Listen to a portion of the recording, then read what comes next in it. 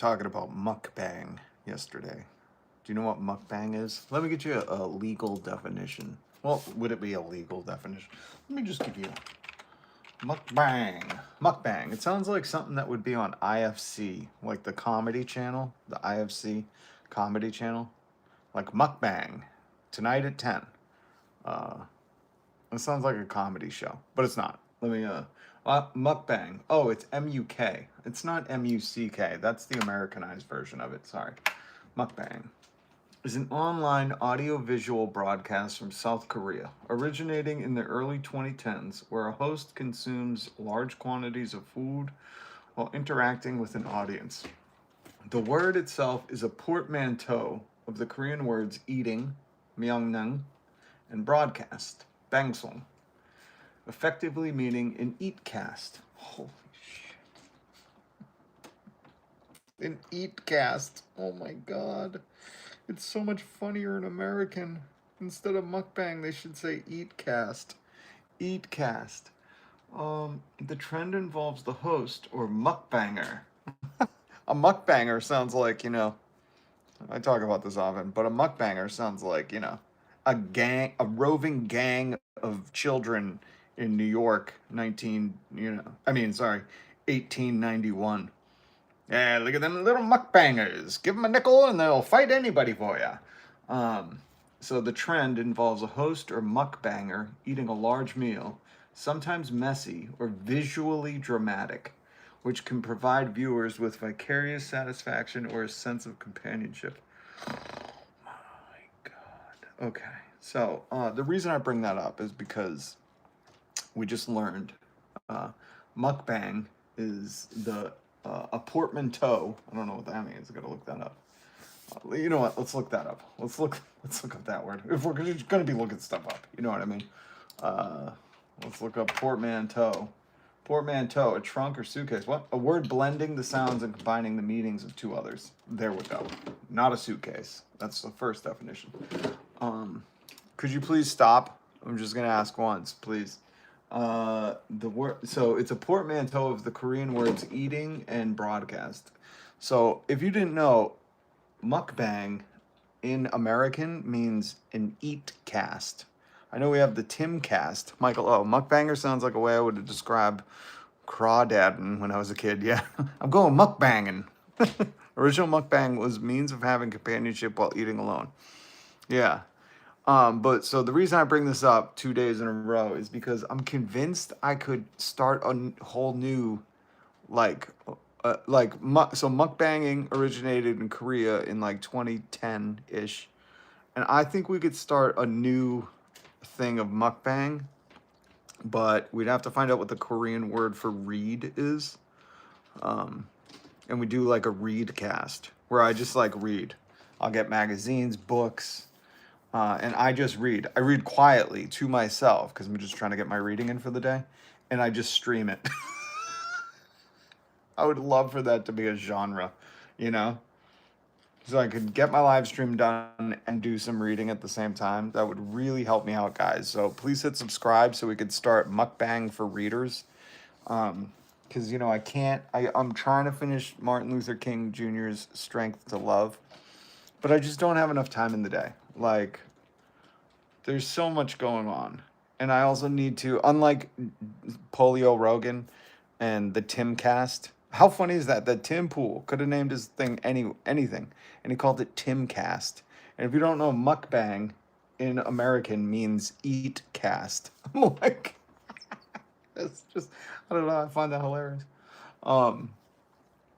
But unlike the Tim Pools of the world and the Polio Rogans and the Theo Vaughns, I do try to prepare. This is a very small live stream, 6,000 strong, and growing. Remember those commercials? What was that from? Dun, dun, dun.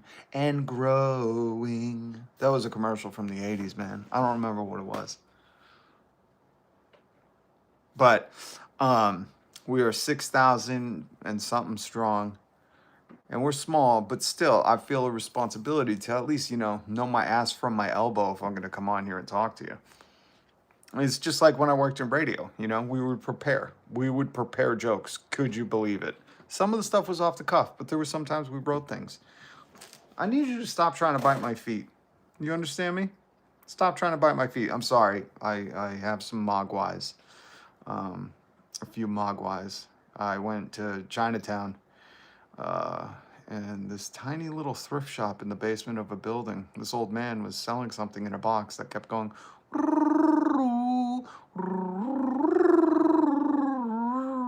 I said, how much for it? I got to have one. And I gave it to my son as a Christmas present. And then we got it wet after midnight and fed it.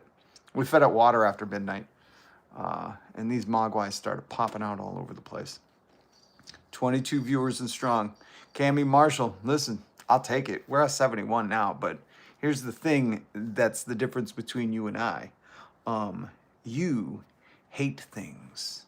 I love things. So I love doing this. Love your family. Yo, sup, dude?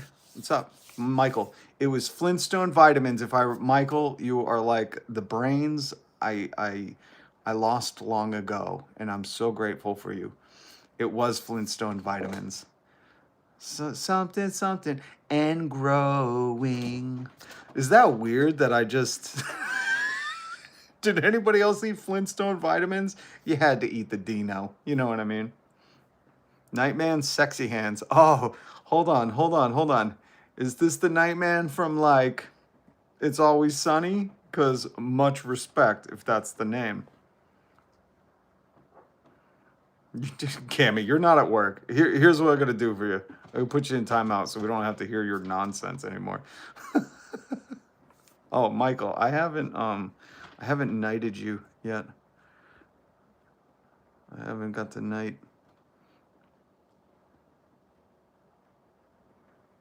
There we go. My bad. My apologies.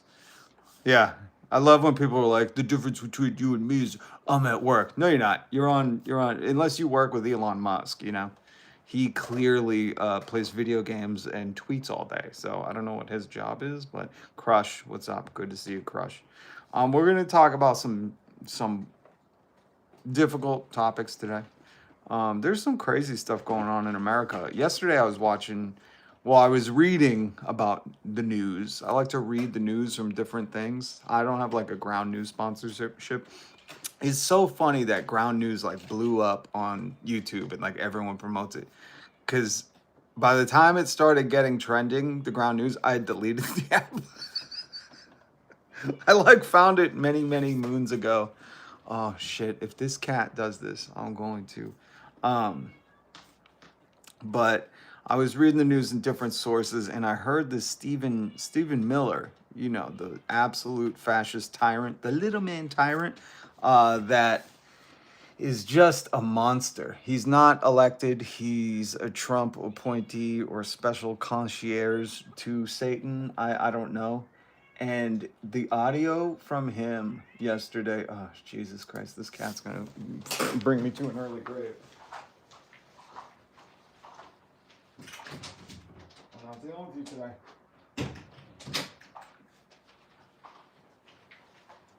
I just need to be clear. I'm not talking to you, okay? But I seen this Stephen Miller thing, right? This interview. Let me play it for you, just so you can be on the page that I'm on. It's about 58 seconds long. So just pay attention. When it gets quiet, here, I'll show you a picture of it too. Notice how he looks forward and then he looks to the side.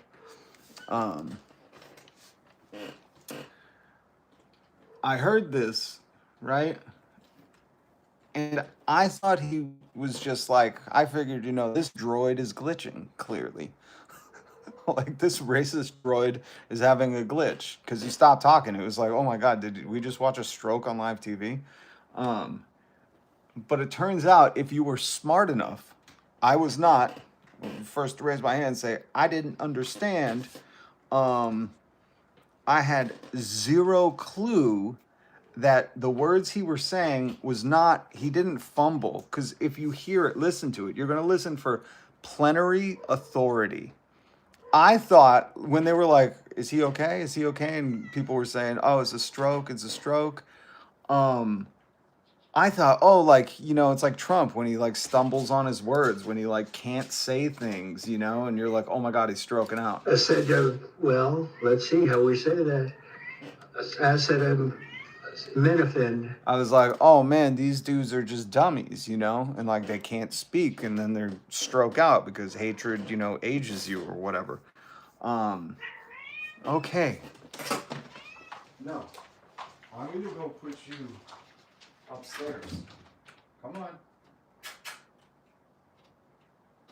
Go. Go. Go. Go do that. Go do that thing. Go do that thing. Go do that thing.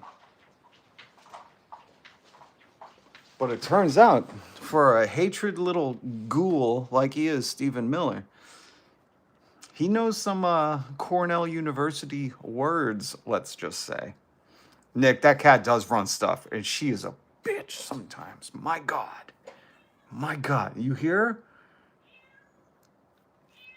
I'm going to call the dog and make the dog deal with it. We're just going to, get to this point because now, she's trying to lay down the law.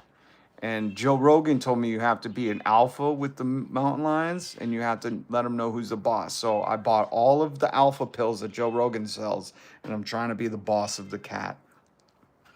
There are real humans out there that like buy alpha pills from Joe Rogan. What does America come to? My Christ. Yes, dog. No, Nick. No, if I get the dog, then, then it gets a little... Because the dog will put the cats in check.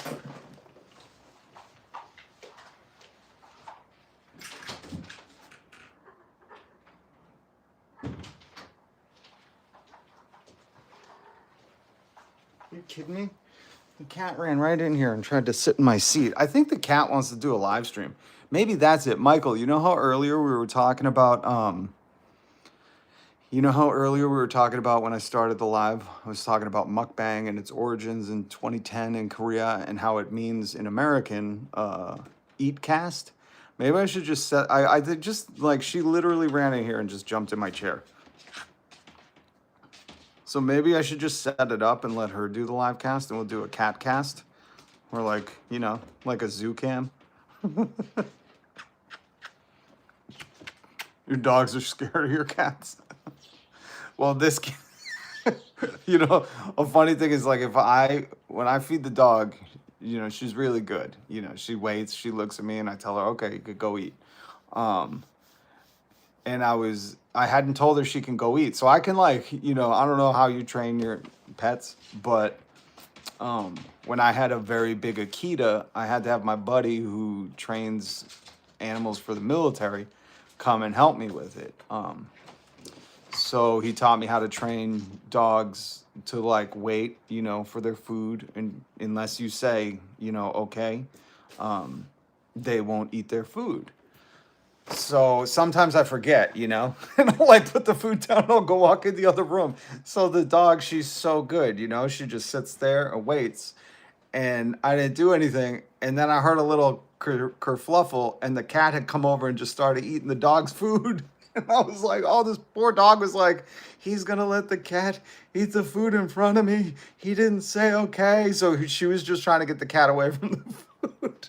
And I was like, oh my God, what a maroon I am. I felt so bad. And, but the cat was like, all right, thank you for, a dog meal. I thank Jesus for this dog meal.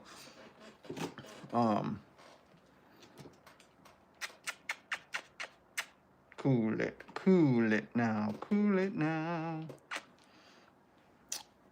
Just wait for the wrath of Trump. What do you mean, just wait? With your troll account. This is all we've been dealing with. I don't know if these people are trolling me. I'm putting you in timeout for 30 minutes. Darren H. My Doberman loves cat food, but throws it up instantly. I got to figure out a new way to do mukbang without eating, because food's, very expensive. So I portion my meals appropriately, once a day, like a normal American.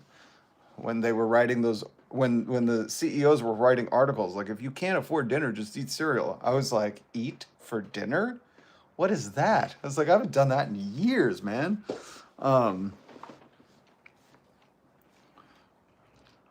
J666. When Americans are dying in the streets because of the National Guard, will you stand up and do what is needed? Americans are standing up. Yes, Michael O. And in fact, if you watch any of the videos, we're going to get to Stephen Miller. But if you watch any of the videos about Portland and you see the protesters, they're all dressed up in like inflatable costumes. And it is the most hilarious protest I think I've ever seen in my life. And leave it to Portland. You know, God bless you, Portland. We stand strong with you. And it's a sight to be seen. So anyways, we have to go after the puppet handlers. Ooh, Monica, I like you. I like you. I like you. And you love the costumes? Because they're all dancing around. And it's like, you can't, I'm sorry, but the human DNA has evolved to see inflatable costumes dancing and just be joyful, you know? Like, I don't know many people that could see that and be like, ah, I'm angry. Look at those inflatable unicorns and froggies dancing around. It's like, I don't know. I feel like our species, when we see inflatable costumes dancing, we, you know, become happy. So those freaking protesters in Portland are just something else. They brought it to a whole new level of beauty.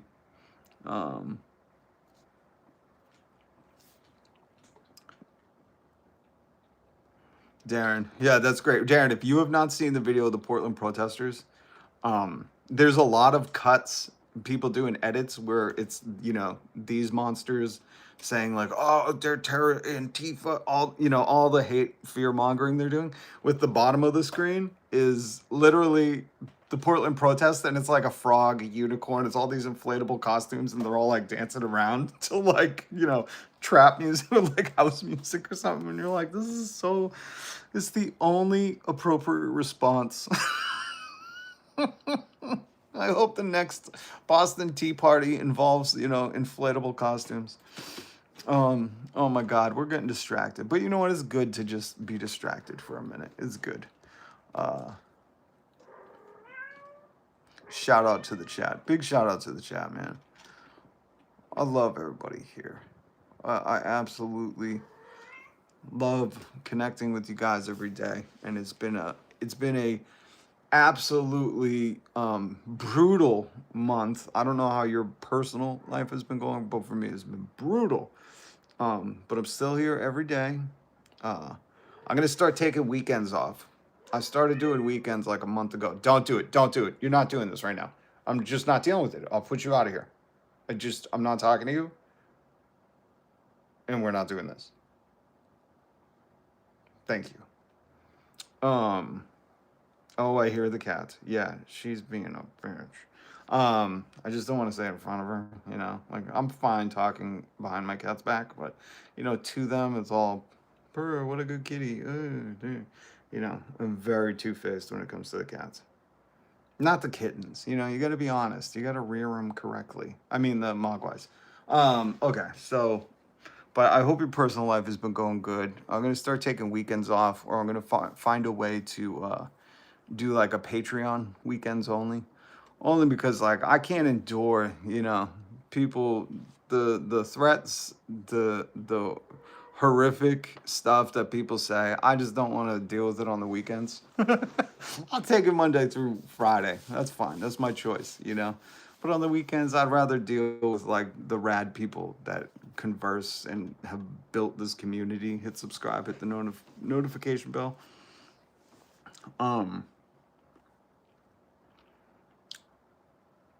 J666. Oh my God. I'm not reading that comment, but yeah, song's word. 87. I am anti-fascist too. Like my grandfather before me who fought in World War II. And just remember, folks, when the government announces that anti-fascists are the enemy of the state, that means your state is fascist. We all Americans should be. It's amazing that in the year of our Lord 2025, there's like a debate about that. It's really something else. It is remarkable that here in America, like there's anything but, it's like the Epstein files. It's like if you're not in them and you want to protect the survivors and hold those in power accountable, you would release it right away. You'd be like, no, Ghislaine Maxwell doesn't get a pardon. Yes, we're releasing the files, and everyone in it should be, held accountable. And it's kind of like the Antifa thing. It's like there are people that are like, Antifa's bad. It's like, so every American who fought World War II is bad. But, this is decades of them destroying the education system, feeding into propaganda, having fake news literally on cable news. One of the people, just shut up. I'm so tired of people saying you can't define fascism. Like, that's their response when you say this regime is fascist, which I've defined it here, and it just shows that they're just here to distract. They're just here to distract. I don't know what Leviticus is, but, I don't like... Michael, if you're not Antifa, you are by definition pro-Tifa. And that's just words, true words. So I'm short on time today, Rob, but I wanted to say I sent you 10 to your coffee just now. Oh my God, thank you so much, Darren. I appreciate that a lot, my friend. And I hope you're short on time because you have better things to do. I hope the day becomes radical for you and you find some enjoyment in maybe just a little thing. So thank you. And I hope you join us again tomorrow. Profa. Michael would be a better way to describe it instead of pro-Tifa, but Profa also has a little sussy sound to it. I'm French. I live in Europe. People like you have no idea what fascism is. Another troll account from HGFDGFBXC. Yeah, I'm just tired of these bots. There's this thing called the internet where you could look it up and go, oh yeah, a cult of personality with the authority of, corporations and state using we're going to get to it. Plenary Authority. I want to play this clip for you. This was Stephen Miller on, what is he on? CNN? Listen to this audio. You've called the district judge's ruling blocking the deployment of National Guard in Oregon legal insurrection. Does the administration still plan to abide by that ruling? Well, the administration filed an appeal this morning with the Ninth Circuit. I would note the administration won an identical case in the Ninth Circuit just a few months ago with respect to the federalizing of the California National Guard. Under Title 10 of the U.S. Code, the president has plenary authority. Stephen? Stephen? Hey, Stephen, can you hear me? It seemed, Stephen, I apologize. It seems like we're having a technical issue. No, you didn't have a technical issue. Did anybody else notice that Stephen Miller, the SoCal rich boy, up talks? I want to play him for you again. And he always talks up at the end of every sentence. Did you notice that? I listened to a lot of Stephen Miller yesterday, and he always talks like this. Talks like a dumb bimbo. You've called the district judge's ruling blocking the deployment of National Guard in Oregon legal insurrection. Does the administration still plan to abide by that ruling? Well, the administration filed an appeal this morning with the Ninth Circuit. With the Ninth Circuit? Is he fucking Pauly Shore? Does anybody else hear Pauly Shore right now? Listen to this. With the Ninth Circuit? He's wheezing the juice, man. Shoot fly. Don't bother me. I'm the weasel. Yo, Stephen Miller is a fucking bad guy, Pauly Shore. If like Pauly Shore played a villain, shh. I'm going to tell you to shut up, and I don't want to say that to you because you're adorable. But I'm going to say those words to you. I'm going to say shut up. Do you understand that? I'm going to say shut up. I'm going to say shut up right to your cute face. And I don't want to. I don't want to. Because I saved your life. And now you're trying to take mine. So I want to play this for you again, because this is Stephen Miller, you know, the tough racist guy who's pulling all the strings behind Donald Trump's back. Well, the administration filed an appeal this morning with This morning, the Ninth Circuit. with the Ninth Circuit. He sounds like some blonde bimbo that's like dating a surfer. She's like, well, he's like the cutest guy at my school. Oh my God. I listened to this all day and I was like, like, how is this guy holding a real interview right now? I'd be like, did you say the Ninth Circuit? Bro, are you for real? Oh, no wonder he's such a mean person. If I sounded that stupid all the time, I would probably hate life too. I would note the administration won an identical case in the Ninth Circuit. In the Ninth Circuit. Okay, I'm gonna let you out, but you need to like go. You gotta go figure something out. I'm not leaving this door open. Go have fun. Go have fun. Go enjoy your life. You know. God. Just enjoy your life, man. You know, this guy's got money. He's got a wife. This is shocking, I know. You know, sounds like he surfs, but I don't think he does. Just a few months ago, with Just a few months ago. respect to the federalizing of the California National Guard, under Title 10 of the U.S. Code, Under Title 10 of the U.S. Code. the president has plenary authority. Oh, did you hear that? Plenary authority?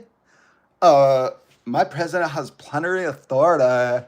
And then he glitches out. And when I first heard that, I was like, oh, dude's having a stroke. Like, plenary authority? What a moron. Turns out I was the moron. Because then you go to Cornell Law School and it turns out, oh no, he didn't misspeak. No. This is like, you know, sad little incel white guy who's still married and up talks. Sounds like a beach bimbo.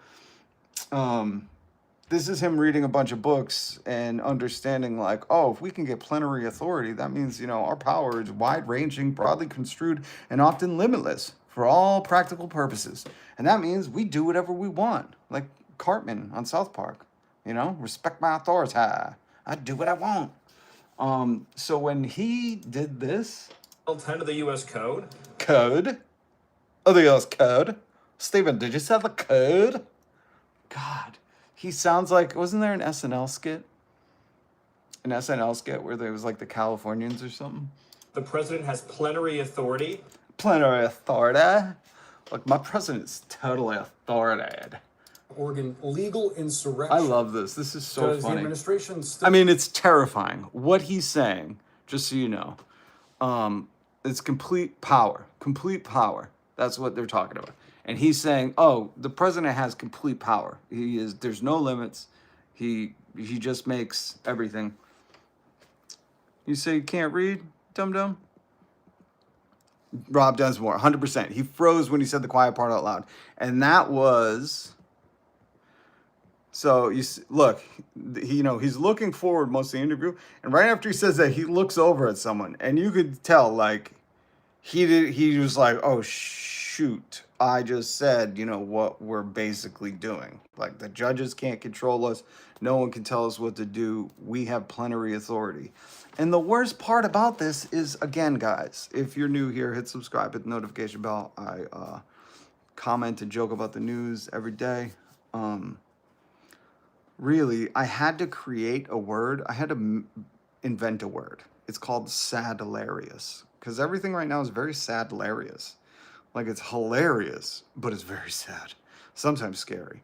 And that's the terrifying thing about this. Like, once you understand what plenary authority is, you're like, oh shit, they don't care about the courts, the people, nothing. They're just going to do what they want. And this little tiny man... wasn't elected. You know, no one voted him in to have this kind of power, and that's what he's saying that they wield.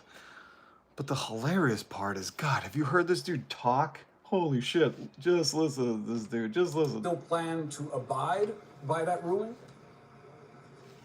Well, the administration filed an appeal this morning with the This morning Ninth Circuit. with the Ninth Circuit. Like, listen, I'm not a fan of Pauly Shore. He's kind of a dick. I've met him a few times, and he's just a dick. Unless you're a woman and he thinks he could get laid with you. This fucking cat, man. This cat's gonna give me a stroke.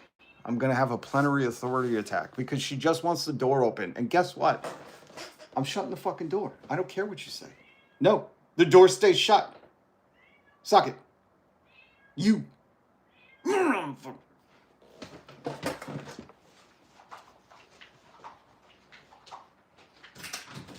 door stays shut. And we'll do this all day long. You're going to come in here, you're going to try to sit in my chair and tell me, I just want the door open. And guess what? I don't listen to cats. Joe Rogan told me I have to be the alpha. That's why I bought the alpha brain pills, because he's going to make my brain alpha. And then I'll be in charge. That's like really what some people do. They watch Joe Rogan. They're like, I got to buy those alpha brain pills so I can get tricked by the internet and think I'm crazy too. I can't believe where America is right now. If you just sometimes sit back and think about it, it's very sad. We're having dudes that sound like, he just got done hanging 10, bro, telling us that the president has plenary authority. Oh, give me 1 second.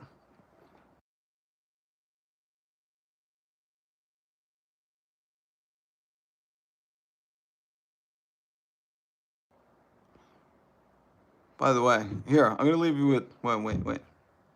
That's great. Give me 1 second. I got to say something to someone I love. But check this map out. Look at this. This is how much electricity prices increased. This regime's for the working man, right?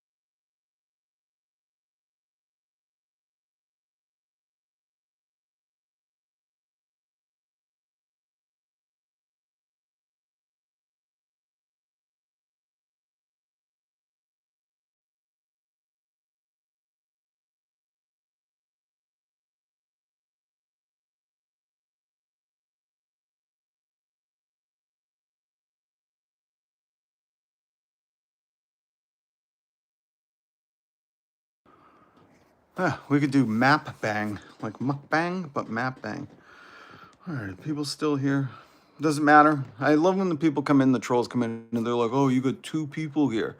It's like, listen to me. I've been doing this for, in a few months, it will be 2 years. No, in like 6 months. Sorry, I've been doing this for like 1.5 years, right? And I used to do it to no viewers. That's not a joke. You go back and look at my lives. It goes back, 1.5 years. Just so people understand, there's 2 things to it. For those of you who are chasing your dreams, you're going to want to listen up. And to those of you haters, you're going to want to listen up. No matter what you're going to do in life, like I teach my kids when they start drawing and they go, oh, I don't like it. It don't look good. I go, you didn't make any mistakes. And they're like, what are you talking about? And I go, well, all of this is a learning experience. So everything you see you didn't like, you just don't like it. It wasn't a mistake. It wasn't wrong. It was just not where you want it to be. So essentially, that is, I tell them, because they would throw away their old photos or old drawings. I'll say, save it. You want to look back at that and see where you came from. And just like, I don't know who you like on YouTube, but I hate to be the one to break it to you. Whoever you like on YouTube didn't start with 1 million subscribers. They just didn't. In fact, you can't. You know what I mean? Maybe you could. I don't know how, but... and I want this to be a lesson. This is sometimes I'll do this. We'll pause the sarcasm and satire And I want to teach you something, because there's some young kids out there that are going to get dissuaded too soon, because people like this are so eager to tear you down, and they're minions. They're so ready to tear you down. And I had somebody in here earlier. You know, Michael was here early. He can attest to this. Someone was in here and was like, oh, 12 viewers. And you got to understand, to me, that's 12 amazing people that, whether they want to talk ish to me or converse with me, that's 12 people more than I had a year and a half ago, you know, when I started, and there were 0 viewers. So everybody's got to start somewhere. Number one, you're not going to turn this on and you're going to hit 1 million views and all of a sudden, like, you're Mr. Beast. That's not how shit works. And I want this to be a clear lesson, especially for the young people out there. If you love doing something, it doesn't matter if one person sees it, no people see it, or 1 million people see it. You do it because you love it. I do this because I love it. And this is the time we need to be speaking up. They're starting to finally, you know, I've been preaching these points for decades now, decades. When my mother passed away, she was protesting before. There was a protest, if you look this up, there was a protest that sparked the Occupy Wall Street movement. My mother was a part of that. So I've been ringing this bell for decades, you know, before Trump, before these little evil minions came in here. I knew the class war. I was well versed in it. But there wasn't an audience. There never has been an audience. This isn't something where ads can be thrown in between and they try to pitch you, you know, on how great capitalism is. You know, hey, do you have a hustle? Could you turn that into money? It's like, Jesus, man, everything's just got to be, you know, and the sad part is people do it because, you know, that's why there's so many grifters right now. But I do this for the love, and finally the moment is starting to happen where you're seeing an alt-left pipeline. And all that means is people are starting to wake up. They're saying like, oh, you know, I wanted to see a doctor. It cost me $50. That radicalized me. The price of eggs radicalized me. I couldn't go see a dentist because I didn't add that on to my already existing insurance. That radicalized me. You know, whatever it is. People are having this moment and they're waking up. What I was just showing before.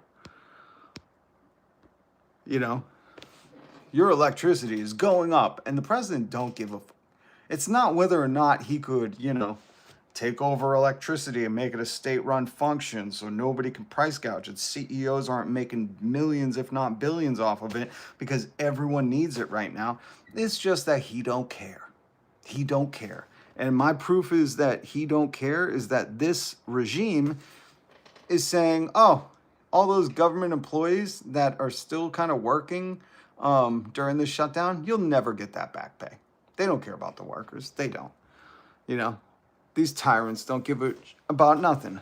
But I'm happy that there's finally people waking up because I'm starting to see, you know, where I'm starting to build a community. So when the people, no matter who you are or what you do, start telling you, oh, look at you, one viewer, and they laugh at you, just understand that they don't have any viewers. They're too scared to go after their dreams, or they're too busy trying to take down other people. And there's like a quote for this. There's like an old quote.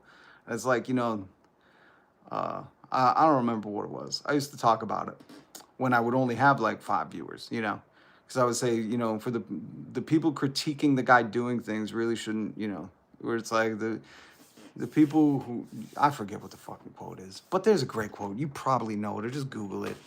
But if you do anything, don't ever worry about the audience, because if you love it and you get better at it, it will come. And if it doesn't, you're doing it because you love it. Hold on, someone said see ya. LLS, oh, I didn't even see you sneak in. Good to see you. Thank you. Nefarious. Yes, let's make one energy company that's owned and operated by a central government. If we could do that, you know, with not corrupt tyrants with plenary authority, and we could have some accountability where, you know, we elected representatives to oversee that said business, I'm all for that. You know, it should be a public utility. In fact, the town I used to live in, it was a public utility. We didn't have National Grid or whatever the fuck is, you know, nationwide. I don't know what your electric company is. But I lived in a town where we had a town-run electric company, and it was amazing. The prices were much better. When the rest of the surrounding towns had power outages, guess what? We didn't. So it was really phenomenal. But I just want to finish this point. For the haters that are going to say, oh, you only have, I can't even see, 184 people in here. That's a blessing, man. I'm doing this, whether this transmission finds you or not. I want to leave it on record that I stand against these tyrants and their plenary authority and everything they're doing. You know, they're kidnapping kids in the streets. They're sending the military into American cities against the most beautiful protesters ever. They have the coolest costumes. They're grifting and protecting the Epstein files and all of those predators in them. They're not caring about workers or back pay. Oh, and we're laughed at globally. What else do we have? They're also helping, you know, all the libertarians who are small government fans. They're helping build out a surveillance system. ICE and Palantir is building a database, which they will use in the future. This is not, you know, a one time. It's just like when they take away your rights, when they start to erode due process and infringe on your First Amendment. It's almost impossible to get those back. Once they've taken them, they don't like to give them back. So remember that. Oh, I want to talk about this, but I just want to finish up with Stephen Miller. Because did you guys see that Fox News is literally having pretend guests on and having them position themselves as Antifa? It's the same guy. And this is going around everywhere, and I linked the Majority Report's video down below because it's funny because radio used to do this. Radio, and I don't want to spill the secrets, but they would have, you know, let's just call it staged moments. And that was like how they got sometimes the miraculous stories to happen at those times. And it's just amazing to see it done on TV with the same guy who's clearly identifiable in both photos. You're like, oh, this is the same exact dude. You know, pretending to be Antifa and like I think in one thing he was a Mexican cartel member, Mexican mafia. Yeah. It reminds me of like, what's it? Not Andrew Tate. King Azuli, right? That was the viral dude who was like, you know, I was orphaned as a child and I would hang out at a Chinese food restaurant and the guy taught me Kung Fu. And he basically said the story from every plot movie, from every 80s movie. And he was like, yeah, that is all my story. And then I was a time cop and then a RoboCop. And then I was a very good fellow, if you know what I mean. You know, and like he just lied about everything. And now like that people are exposing him. It's like he still lives with his mom or some shit. It's like you were never even orphaned, man. It's so funny that Fox News is literally doing this. But I have to just finish up. If you missed it, we're talking about Stephen Miller and Plenary Authority. This is what he said. He didn't glitch out. He wasn't having a stroke. Okay? He was saying Donald Trump has power that is wide-ranging, broadly construed, and often limitless for all practical purposes. That means he don't have to listen to anyone. The people, the judges, the courts, the Congress, the protesters, the National Guard, the generals, nothing. And that's what he said. I'll play it for you again. But I want, when we listen to this clip, what I want you to do is pretend it's not Stephen Miller. And I want you to pretend it's Pauly Shore playing a very, very bad dude. You've called the district judge's ruling blocking the deployment of National Guard in Oregon illegal insurrection. Does the administration still plan to abide by... Are you ready? You got to listen to the up-talking. Circuit 9. That ruling? Well, the administration filed an appeal this morning with This morning? the Ninth Circuit. With the Ninth Circuit. That's my favorite one. And I listened to this interview went on for a long time before this clip. And then he glitched out and then it got a little weird after. But my God, listening to him yesterday, I was, you know, making the kids supper and listening. And with my earpiece, I'm like, this fucking dude sounds like some SoCal surfer. And it's so weird to hear a SoCal surfer talk like a tyrant. It's like your brain kind of glitches because you're like, is this guy for real? Like the words he's saying coming out of his mouth being this much of a dick? I would note the administration, one, an identical case in the Ninth Circuit. Identical case? Just The Ninth Circuit? That's my favorite. That's my favorite. I gotta just make it a clip. I gotta make it a clip. We're gonna make it a clip, okay? Let's make it a clip, everybody. Let's make it a clip. Let's make it a clip. All right, we gotta make this a clip.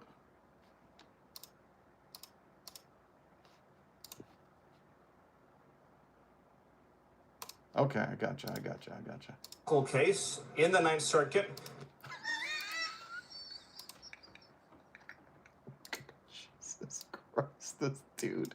Cool case Oh my god, this is so funny. in the Ninth Circuit.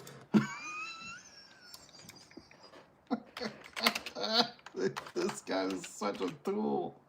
Oh my god. Oh my god. Okay, do we have it? Yes, we do. We got it. In the Ninth Circuit. In the Ninth Circuit. He isn't talking like a tyrant. Do you understand what he said? Plenary Authority. Maybe you don't know what tyrant means. Plenary Authority is saying that Donald Trump has power that is wide-ranging, broadly construed, and often limitless. Limitless power. That's not what the president's supposed to have. Or maybe you don't know much about America.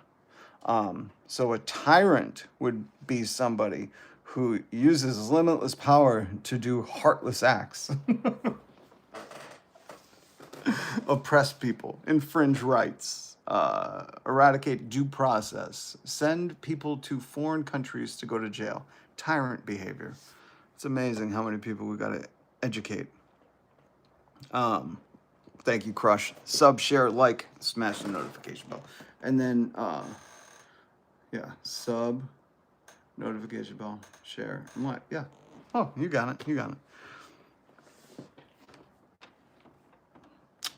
Keith, I'm not going to break it down for you, but you should just look up, how many times they've ignored a judge's order.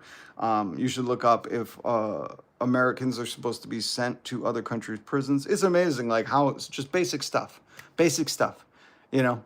basics. But, thanks for,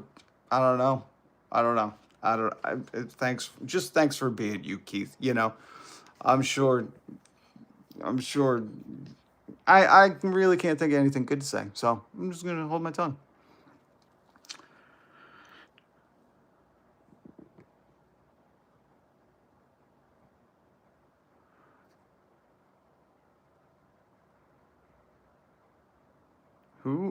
Who is talking about what? Due process is for all. I don't know what's going on in the comments, but due process, it doesn't matter, illegal, legal. Due process is an American thing that you just get. Vibe check on Keith. Oh, what's up, Virginia? Good to see you. I hope you are doing well. Okay, so this Pauly Shore sounding mother... In the Ninth Circuit. And I mean, come on, even if you're... I don't even think I could say Stephen Miller fan. I don't think that's ever been said before.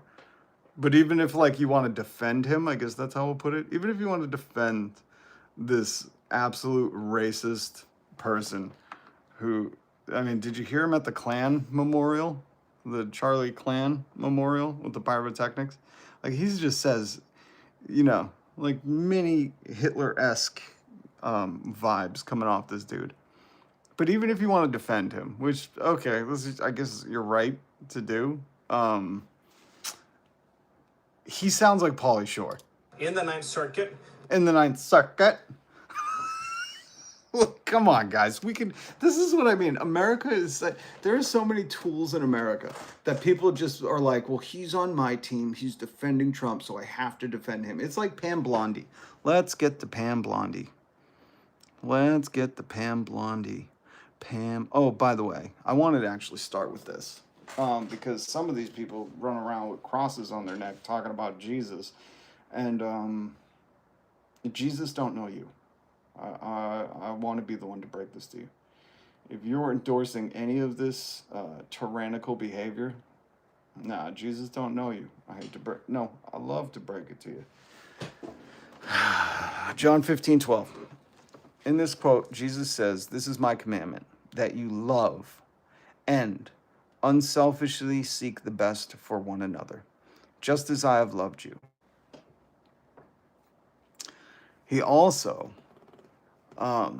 says, I command you that you love and unselfishly seek the best for one another. So he says it twice. That's 15:12, and this is 15:17. A statement so good, he had to say it twice. Jesus said, this is what I command you, that you love and unselfishly seek the best for one another. So for you that like to dabble in this realm, and when I talk about, school should be paid for by billionaires' taxes, our health should be paid for by billionaires' taxes, no kid in America should go hungry, housing should be a right. We have 25 empty homes for every homeless person in America. I want the best for other people. And I don't care if that houseless person is Republican or even voted for Trump. I don't care. I think this is America and they have a right to be in a house. And I get that because I was inspired by what Jesus said. This was inspiring to me. And I didn't take this as, ooh, we should burn some books because they say things that threaten me. And that threat is to my ego. It's like a gay penguin. And I'm like, oh my God, what if I'm insecure with my manhood, Like, that's not what this means. I hate to break. No, I love to break it to you. Joel Osteen, when there's a hurricane in your town, that means you open your church up and you say, I just want the best for these people. And fortunate and blessed to have this billion-dollar church paid for by the people. But he didn't. He kept it closed until he got shamed on social media. And he blocked me on social media because I would tweet stuff like this at him.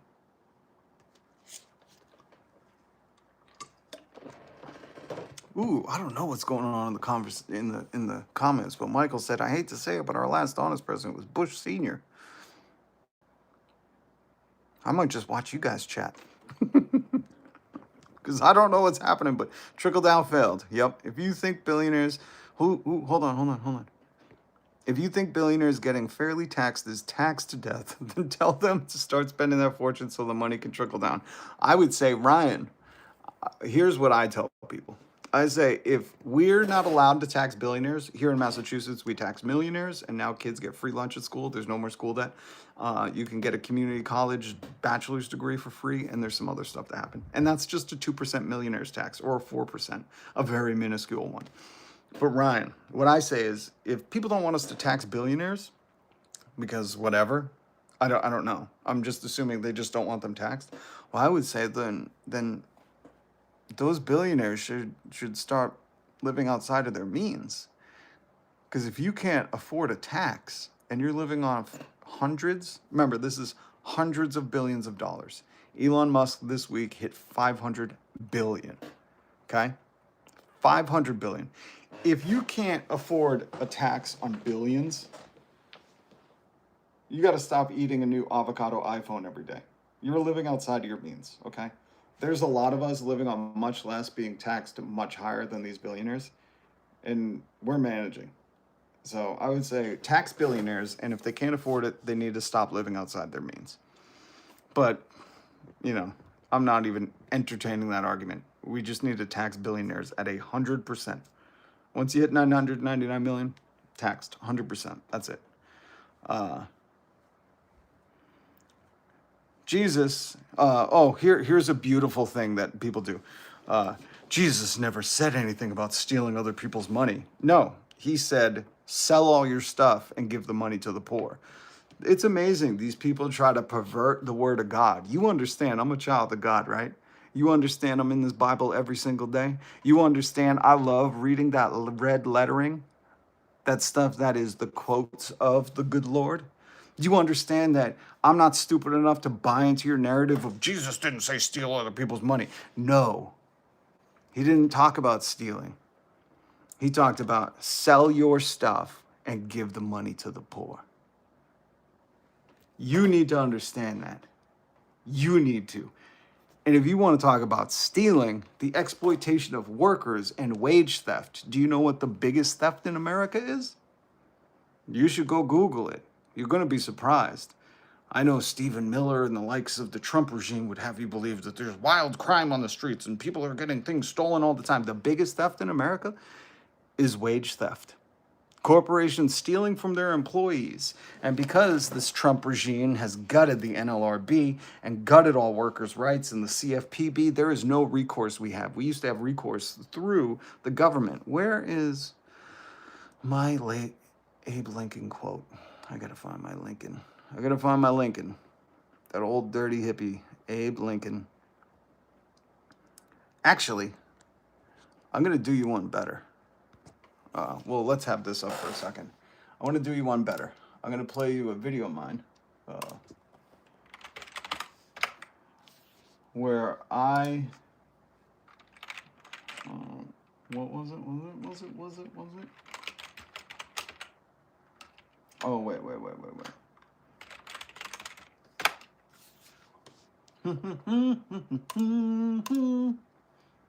Come on. I want to play this video, so you just sit tight, young man. Where is it? Here we go. Phone company. Commercials. Yeah, blech.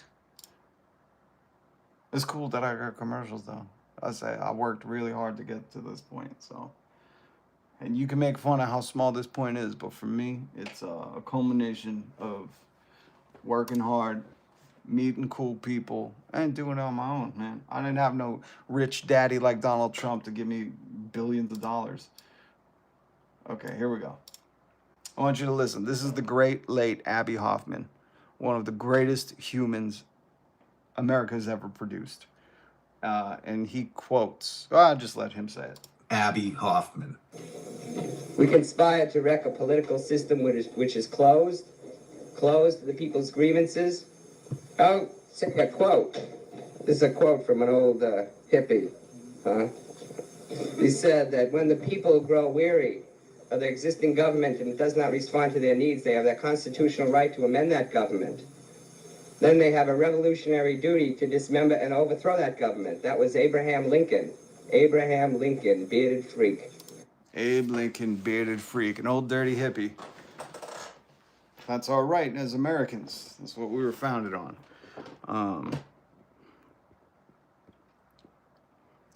Peace, Mad Hatter. Oh, Resonance is here. Resonance, good to see you. Mad Hatter. All right, y'all, I can only fight in the trenches on the dollar to a point. Be safe, be peaceful, be well read, learned, peace. You too. Always appreciate somebody else saying, be well read. I love that. If you missed the beginning of the live, me and Michael were talking about mukbang. If you don't know what that is, that was a genre of videos that originated in the 2010s out of Korea. It's a portmanteau of words, two Korean words. I forget the words, but together, they come together to mean mukbang. It's like eating and broadcast. So in English, mukbang means eatcast. And I was telling Michael, I want to create a mukbang in the reading genre. So I could just go live and just read a book. Not to you, just to myself. I think that'd be cool. I think the world needs it right now. Dude with a Japanese name saying MAGA. Yeah. Listen, they buy the troll farms and the bot farms from every different country. You know, one of the most famous ones, I think, the bot farm is from, what's that? What are those countries called again? Azerbaijan and Albania. Azerbaijan and Albania. So there's a lot of, that's also how they manufacture consent nowadays. You know, they, just like Elon Musk, if you go look at his Twitter, he has like 200 million followers or something ridiculous. And his tweets will get like 30,000 likes. And I'm like, that's not even like, I don't know what the percentage is. I don't know what the ratio on that is. But you can tell it's bot farmed. You know, that's why ordinary people who come onto the internet, you know, and feel like their opinion is drowned out when they're like, hey, you know, we already have government-run healthcare in the VA. Why can't we just do that with our healthcare? Why do we have to keep paying exorbitant rates? And then the bot farms kick in. And they're like, oh, really? You want the government to run healthcare? Oh, you want to steal from rich people for it? And it's like, guys, rich people have been stealing from us forever. Okay? That's why the minimum wage is still at $7.25. They are exploiting us forever. But it's these bot farms that make you feel like you're the weirdo. And really, you're not. You're not.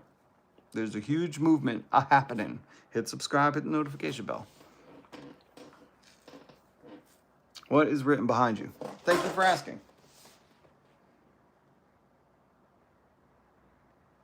It's just a true fact. That's all.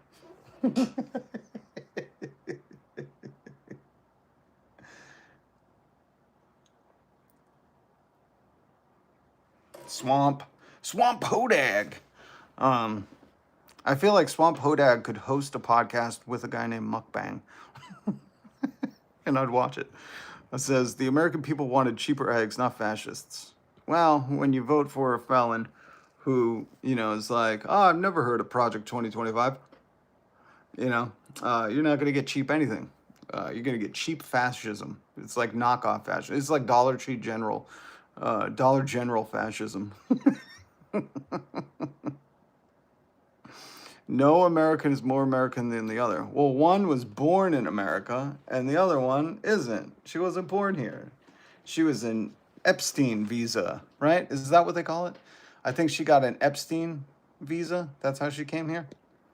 I forget, but she was on some kind of immigration visa. So Bad Bunny was born here. The first lady was born in another country. So, if we're going to play the MAGA game and say, well, one came on an Epstein visa and the other was born here. I don't know. You don't want to play that game now? You like it when Trump plays it.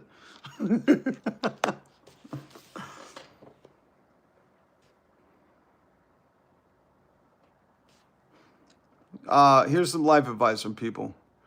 Don't ever listen to someone named Queef.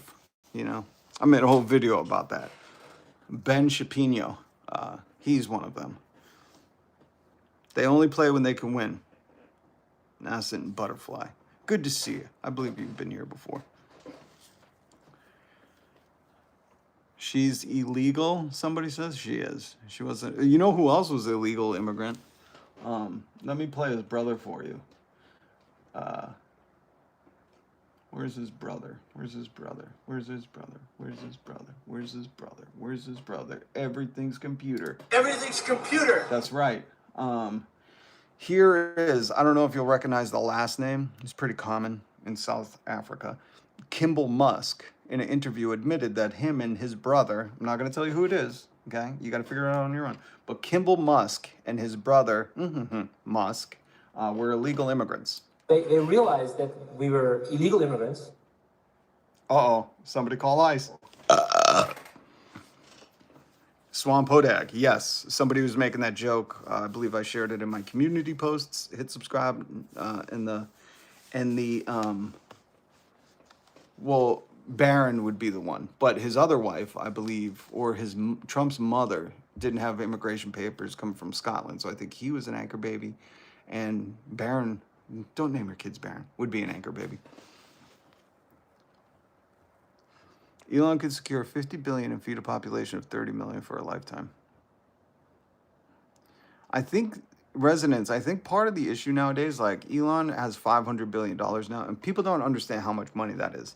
Like you couldn't, if you lived from the time of Jesus until now and was never taxed and made like, over 100,000 a year, you still wouldn't have that much money. Like it's so much money, Dozy Dawn is back. Too much Tylenol? Ooh, Governor of California is tweeting.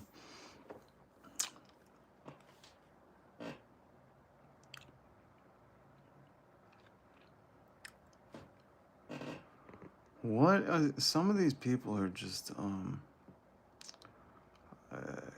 not interesting. First time, but I was blabbing earlier. Okay. Butterfly. Love the name, though. Love the name. Bad Bunny speaks Spanish and English, so that's 2 more languages than,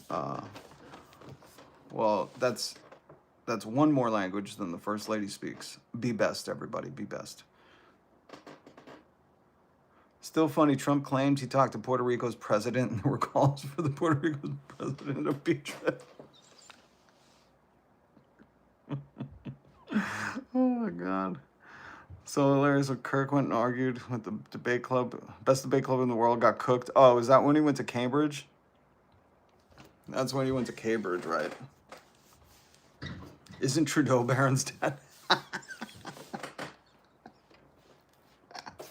Hey, it's a good. I just want to say we're all very lucky that we Legalize comedy. legalize comedy. That's all I want to say. Okay.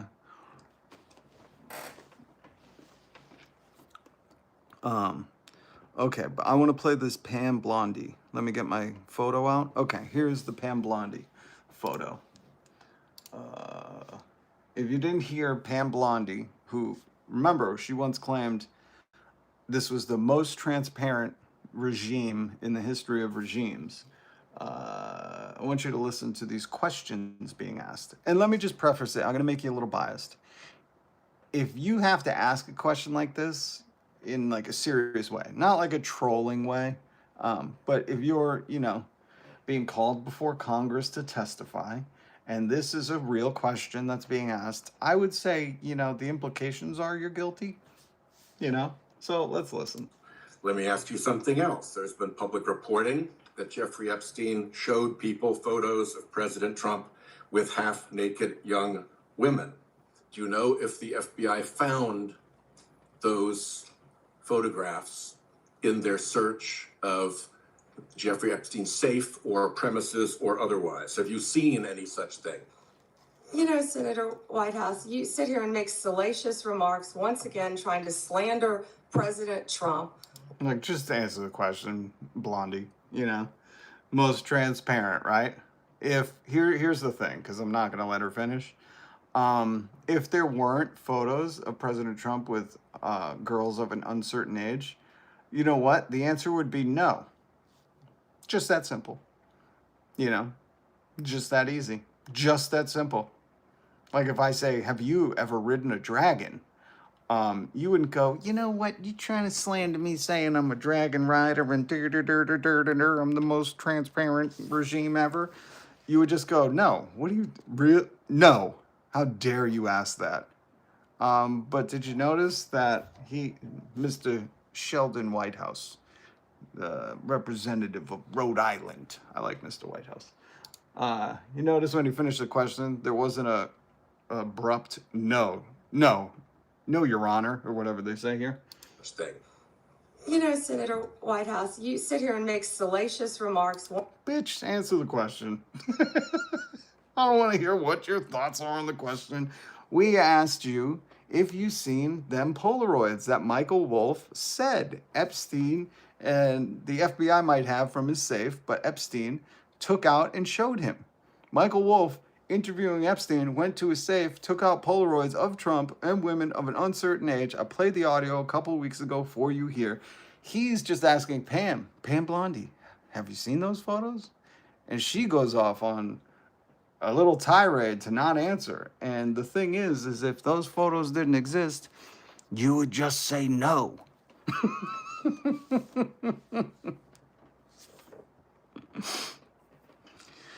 Oh, I love the people like Bodie. You apparently don't watch much Senate hearings. No, I understand that they're taught to not answer any questions, but here's the thing. If those photos didn't exist, which there are serious allegations that these exist, from Michael Wolff saying Jeff Epstein pulled Polaroids out of a safe and showed him to him. So what you're not understanding is if the president wasn't in underage girl photos, they would just say no. They wouldn't do this long song and dance. They would just say, no, I'm appalled you asked that. That's it. I want you to think about all the times where you haven't done something. Like if I said, have you ever met the Cheshire Cat? You'd go, what? No. Are you for real right now? You wouldn't go, I am appalled at the line of questioning, trying to drag my good name through the mud, saying I've met the Cheshire Cat. You wouldn't do that. You wouldn't. But again, go on. go on and try to defend this. I say we grab them by the Epstein files.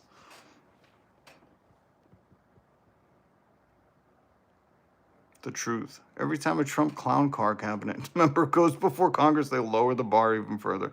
I don't even think there's a bar anymore, the truth. I'm going to be honest. Stephanie Potts, hello.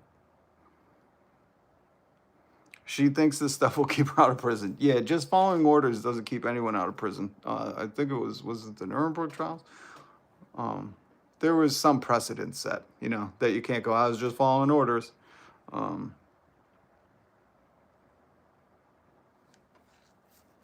She doesn't want to be disbarred, so she doesn't want to lie. I think she's got Swamp Hodak. That's the first logical other side of this that I can understand. She doesn't want to lose her job and she doesn't want to get disbarred. But again, just following orders ain't going to save you.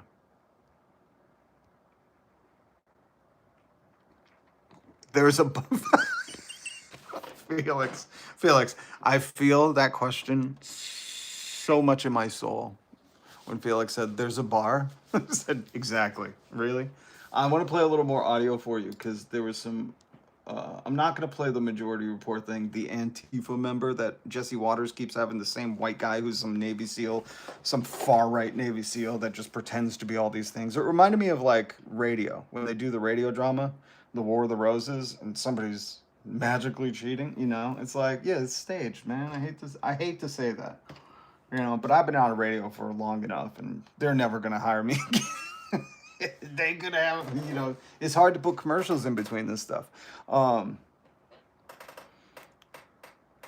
Residents. He made a comment on a talk show in regards to his daughter, Ivanka. He said, if she wasn't my daughter, exactly. I'm a father. That to me is not something a father would say. Yeah, residents. 100%. That was clearly...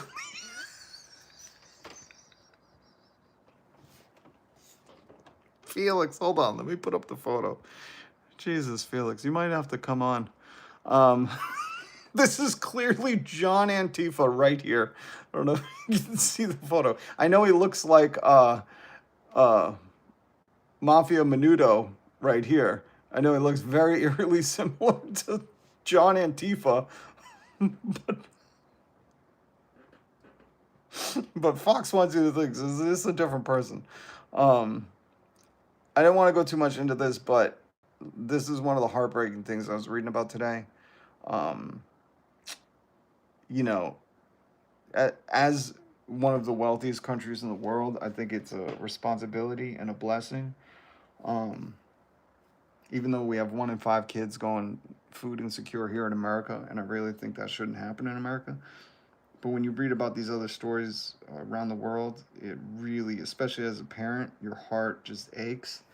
And I wanted to point this out because, again, this regime, I'm not going to read this, but, parents losing their kids.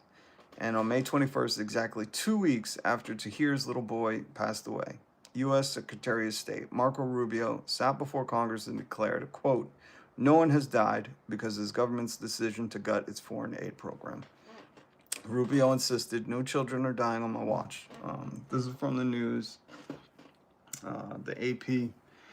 And just as a dad, this is why I don't want to talk about it. Because as a dad,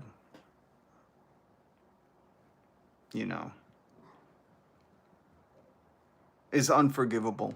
What the decisions these people have made is unforgivable. Unforgivable. I should have taken a picture of the protests. I'm sorry I didn't. Because the people in the protests in Portland, I want to play. Where is it? Where did it go? Oh, here it is. I want to play the Oregon National Guard General. And he says that if they were to be deployed, they would be instructed under his leadership to protect the protesters, not ICE. And so by serving this mission, they will be protecting any protesters at the ICE facility. That's American right there. That's American. I love that. And then in shocking news, we should have like a segment for this. Ba-da-ba-ba-da-ba. Wow. Shocking news. Marjorie Taylor Greene. I'll never forget. I was listening to Heather Cox Richardson, historian who runs a great YouTube channel. And she talks about the week in the news, and she said, you know, what is usually shocking about this kind of stuff, this absolute tearing down of the fabric of society and the systems that were in place, and the destruction of government and the destruction of social programs. She said the most incredible thing about this is the new alliances that form in the rebirth. And she talks about throughout history how new alliances formed, and you'd always be stunned to find out who would. I think she was talking about Tucker Carlson when he started defending Kimmel, saying like, you know, if the government thinks they can censor, you know, TV shows, like this is real weird territory we're crossing into. So, in that Heather Cox Richardson video, check her out on YouTube. She's amazing. Really stuck with me because I was like, ooh, who's going to be the new alliances? And I never thought, because old horse legs herself is just cuckoo bananas. But here's Marjorie Taylor Greene. And this is also, I think, a quintessential. This is one of these peak, well, it's happening to me, so now I'm going to speak out. It's the absolute most American thing. As long as it's not happening to me, I don't care. But as soon as it happens to you, all of a sudden you'll speak out. And Marjorie Taylor Greene, let's just let her say it. Allow Democrats to have some sort of moral high ground on this issue because they're the only ones talking about it, I think is a major failure. She just said the Democrats have the moral high ground From the Republican Party, and I'm not going to stand there and just keep talking the talking points when my own adult children can hardly afford health insurance premiums, when everyone in my district, it's the #1 issue that I hear about day in and day out, not just people on the ACA, but people that have private insurance as well. And I think it's something that we have to talk about. And I don't see why the government needs to be shut down. I really don't. I believe that if Republicans learn to govern and wield power, they can use the nuclear option in the Senate. They can open up the government. We can get back to work for the American people, and Republicans can solve this problem that is a very big problem that we can't ignore. I'll take it. I understand she's been crazy before and she'll be crazy again. I feel like this is the Bill Burr thing. Like Bill Burr went to Riyadh, you know, he cashed in all that good karma he had and he sold it out for whatever it was, $1.6 million. But I stated here on the channel, if he's going to say free Luigi and speak out against the, you know, these exploitative billionaires, I'll take it any day. We need every amplification, every voice, everyone, because this is a class war, you know. That's all this is. Every single day you get up, they're stripping rights from workers. They're making it harder for you to survive. They're protecting their Epstein file friends, all while they get richer and we get poorer. It's happening in real time. They don't give a shit that your electricity bill goes up. They do not care because they have enough money. They'll just run another pump and dump, another meme coin. They'll just, you know, use our tax dollars to send to Argentina. They do not care. So if Marjorie Taylor Greene, I'm surprised I didn't take a photo of this. If Marjorie Taylor Greene's going to say, you know, the Democrats got the moral high ground right now. They're talking about healthcare. And she said in that clip, my 2 adult sons can't afford their healthcare. And if it has to happen to her to get her to wake up to see that it's happening, it's been happening to us, this whole system's messed up, I'm fine. I'm fine with that. And, you know, we'll take a break from being like, all right, cuckoo horse legs. And we'll say, yeah, good. Amplify that message. I just hope she doesn't get it back to the status quo and she realizes, oh, my 2 adult sons and maybe other Americans who have adult children shouldn't be forced to pay anything. It should be paid for with their taxes. And before you get all upset and start saying, oh, you're going to steal from other people, we can just say our taxes and we run it like the VA. Preferably, I would rather just tax billionaires. You know, if you have $500 billion you can't afford to tax, then you're living outside of your means. We tax billionaires. We tax corporations. Donald Trump just gave corporations and billionaires a huge tax cut. They don't need it. But you heard Marjorie Taylor Greene. She said, my adult sons can't afford healthcare, and that's an issue. And that's an issue for everyone. This isn't red or blue. This is where people sorely get mistaken. This is not politics. This is health. Everybody has it. Everybody has some kind of health. Could be good, bad. And here's the thing about life. This is going to be a hard conversation. The thing about life is Nobody gets out alive. I hate to break that to you. I didn't want to be the one. I like to yell stuff like, we're going to live forever. But the truth is we're all going to experience health failings. And what kind of country have we set up? Do you look at the people who were just about to retire and then Trump comes in and says, we got to raise the retirement age? I think I got a tweet for that. Yeah, I do. Trump regime considers raising retirement age to save Social Security from insolvency. Oh, reminder, if Bernie's Social Security bill was signed into law, Social Security will be solvent up the next 75 years. Benefits will go up by $2,400, and the bottom 91% of Americans, you and I, would not pay a penny more in taxes. Instead, Republicans want you to work till you drop dead. So instead of hearing, oh, they're moving the retirement age, who cares? I'm so far away from that. Instead, like the people of France were like, no, people who are about to retire should never have to deal with that. In fact, they should have to retire at 50 and enjoy, why at 60 something? You can't enjoy anything then. You can enjoy not pooping your pants, I guess. Donald Trump has to wear a diaper, I've heard.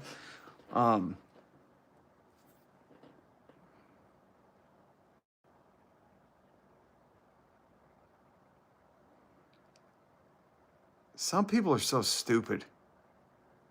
Like, so stupid, talking about the founding fathers. Like you know anything about them. You know who's selling it out? Stephen Miller and this regime who claim they have plenary authority. If you know anything about the founding fathers, the whole reason they started this country was to get away from a plenary authority, a tyrant, a king, George III. Oh, come in here talking that rubbish. Life is hard when you don't have 1 ounce of strength. You know what? Don't come back tomorrow.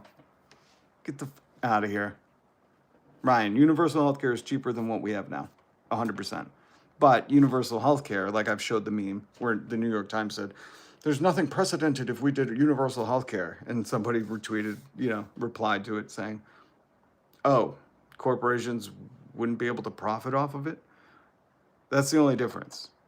Every other country has figured out how to guarantee that for people. Virginia, I'm sorry, at 45. I'm sorry, I forgot. At 45, retirement. They think we're worth $18 in free healthcare? Who's they?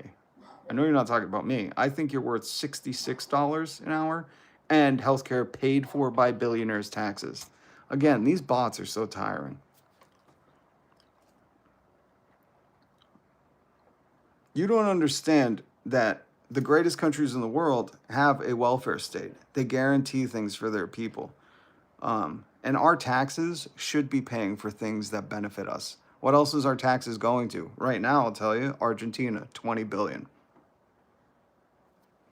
These people are frauds, man. There is no crybaby generation. In fact, this generation works harder and exploited way more. If you're some boomer 60-year-old, you got to work one job. Most likely your education, if you sought it, which you probably didn't, was free, or a quarter, an eighth. It was a ninth of the cost. So don't give me any of that. This generation works 2-3 jobs just to rent with roommates. I'm so sick of people talking about the youth like they don't work hard. They work harder than any boomer I've met. Boomers got to work one job and buy a house. These people are working 2 or 3 just to rent. Get the fuck out of here. Josh, hey, I'm back. I subscribe to you even though I don't agree with a lot of your ideas. I like hearing your opinions, and I appreciate you subscribing. Good to see you, Josh. We don't have to agree, but the one thing I won't tolerate is other people helping to exploit the workers. That's the one thing I can't tolerate. And then the people who I'm like, we should tax billionaires, and they're like, oh, you want to steal a bunch of handouts? It's like, no. These billionaires only became billionaires by exploiting people. It's the only way it happened. They didn't earn it, okay? And most of them are Nepo babies, and some are illegal immigrants. Isn't that right, Kimball Musk? Isn't that right, Kimball Musk? Somebody's brother. I'm not going to tell you who Kimball Musk's is brother with, but... They realized that we were illegal immigrants. Oh, Kimball, and it rhymes with schlong. What's his name? Danny Pants. Hey, babe. Anyone who thinks different, boomer. No, just the way you're talking. Like an entitled boomer talking about the youth just wanting handouts. You sound like a boomer. And I'm guessing I'm right. You know, post a video, prove me wrong. Post a video, date it, time it, and say, hey, this is me, da da da da da, and don't have your kids do it. I agree workers in this country are exploited to levels we've never seen. Agreed, Josh. And do you know how that happened? The corporations have bought our politicians. They've just flat out bought them. Citizens United, look it up. And then the corporations, you know, tell these politicians, go and make the promises to the people. And Trump, you know, says, oh, I'll release the Epstein files. And then he has Pam Blondie say, oh, they're on my desk. Ooh, just kidding, they don't exist. All to distract and all to make you feel nice and warm inside. Like, this politician really cares. He's different. He's not from the swamp. He's not a coastal New York elite Democrat that I don't like. Oh, wait, Donald Trump was a coastal elite Nepo baby Democrat. Oh, weird.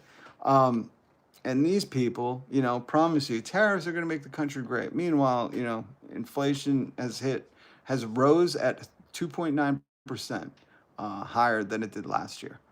So all this stuff to distract you. That's why Donald Trump, in charge of the NLRB, he appointed a union buster lawyer, all to strip you of your rights. You know, that's why he's gonna not tax his billionaire buddies, but give them a tax break. That's permanent, and then raise the retirement age for the people who are about to retire. My heart breaks for you. My heart breaks for you, because if they raise it on you, you have to go back to work. You know. And I talk to a lot of old people. I talk to a lot of old folks that are still working. And they say, this is my retirement plan. I can't afford, you know, whatever it is.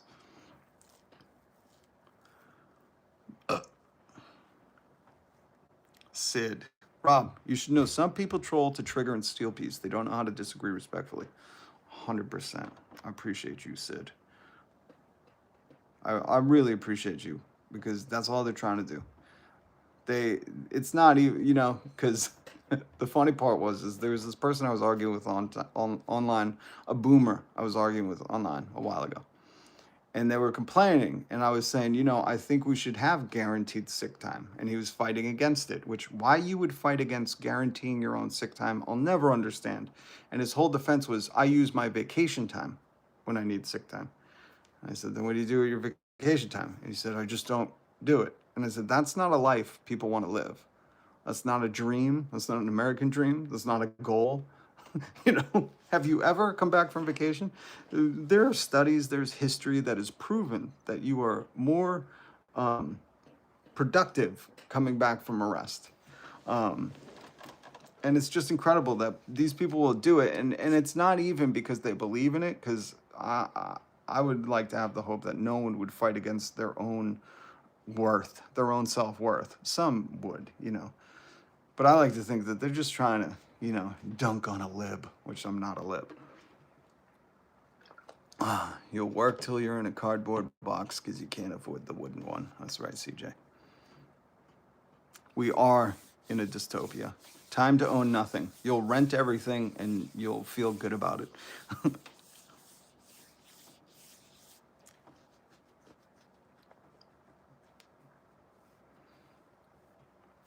Some people enjoy 9 to 5, 8 hours of pretending to be someone they're not. Sid, that's the other thing that I always have an asterisk for when I advocate for a 3-day work week, healthcare,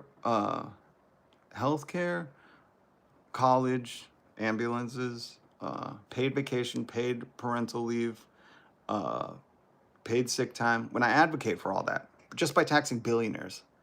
Remember, the top like 1% owns more wealth than the bottom 50. So they have so much money that they don't know what to do with it. They're like, I think we'll go to Mars, even though humans can't exist on Mars. The radiation would kill us immediately. They have so much money, they don't know what to do with it. And I always keep an asterisk to say that, listen, if your family hates you, your kids won't talk to you, you have no friends, and you want to work 7 days a week, God bless you. The corporations will love you. You'll be the only person there, but you can work as much as you want. It doesn't mean that everybody has to do it. It's just the people that enjoy doing other shit shouldn't be tethered to a job because they need the healthcare. Shouldn't be tethered to working for a minimum wage because they have to have a roommate to afford egg, you know? And it's like somehow these people I don't need Mars. I need basic dental. Thank you, CF. You know what radicalized me? Well, one guy kept convincing me that we should all have a personal robot at home, a droid at home. I couldn't even get my teeth fixed, you know? And it's like, that's the real deal here in America. Well, one dude's wearing t-shirts about going to Mars, and I implore you, if you don't believe me, look it up. Maybe we'll watch the documentary I did, because there were scientists who were like, humans can't live on Mars. Earth has radiation fields, magnetic poles that protect us from the sun's radiation. Mars does not have that. Unless you want to live underground, you cannot survive. You cannot survive. You want to live in a spacesuit all day? Then go put one on and walk around Earth. I want to see the Pacific Northwest. I've never been there. I've been to so many places in this country. I've never seen the Pacific Northwest. I want to go see my family in Ireland. I want to do these things. And they're trying to tell us, no, you want to go to Mars and you will have no health care. Are we going to have health care on Mars? Because maybe I'll go if we have health care. Is there going to be doctors there? Are they for free? And even though there's such a severe disconnect with what they're saying and like what the reality is on Earth, there are other people who have just bought it, hook, line, and sinker. I don't know if they're miserable. They're Billy. This is the disconnect that so many people have. Oh, there's nothing stopping you. You should try living in America for a little bit. You should try it. Oh, damn Yankee's here. Me and damn Yankee don't disagree. He hates the working class. There's a lot of people that hate the working class. Think you should just have to work 3 jobs. When I was growing up, you could work 1 job and you could buy a home. Now people are like, oh, you're just not working hard enough. How many jobs do you have? Well, can I clock in at all 3 at once? He owns the Boring Company. Living underground is possible. Carrie, you should look up the Boring Company. It doesn't exist anymore. You should go, what's it? Thunderfoot. Go look at Thunderfoot, his YouTube channel. He went to visit the Boring Company. And their, the suction trolley, I don't know what it was. The thing that was invented in the 1800s and he claimed he invented it. Yeah, does it exist anymore? Damn Yankee, then you're a self-loathing working class person, because anyone who would be against all the things I just said is a class traitor. It's just that simple. That's why it's always shocking to me, the people who hate themselves, the traitors to the working class, the ones that stick up for the corporations, the billionaires, don't want them taxed, don't want people having healthcare, dental, paid vacation time, paid parental leave, free schooling, free healthcare, all these things, a 3-day work week. You would be a traitor to think that we can't be successful, look at other countries, and do this stuff. You know, it's shocking. Oh my God, this one's so cute. Oh my God, did you really fall asleep right there? Oh my God, this is so cute. He fell asleep like with his head down. Oh, did you just wake up, buddy? I love you. Peter, just shut your mouth. He's so stupid. It's so stupid. It's such an ignorant thing to say. Just get a better job. Are you not aware of what the economy is doing right now? You should read about what the companies are doing right now. They're not on a hiring binge. You should go look up the job numbers. You should see what the companies and the CEOs are saying about hiring people. They're saying, you know, with these tariffs, I've seen many smaller businesses close, but they're saying with the instability in the market, we can't hire new people. And it's going to keep getting worse. Just because you're not affected or you live with your parents, you know, or your parents gave you your home. That's most of the people that talk like that. They're like live in their parents' house or their parents gave them the home. Like I deal with these people all the time. They think they're all these self-made, yada, yada, yada. And they don't tell you that, you know, they get to live at home until they were 40. And then they just bought the house from their parents. It's such a generational, entitled, privileged speaking that I'm so accustomed to. KYLE. Nobody hates the poor more than other poor people, especially the poor people who don't think they're part of the poor people, who don't, you know, who think, well, I have a 6-figure job and I'm fine. That's why the New York Times created the word rich session. Here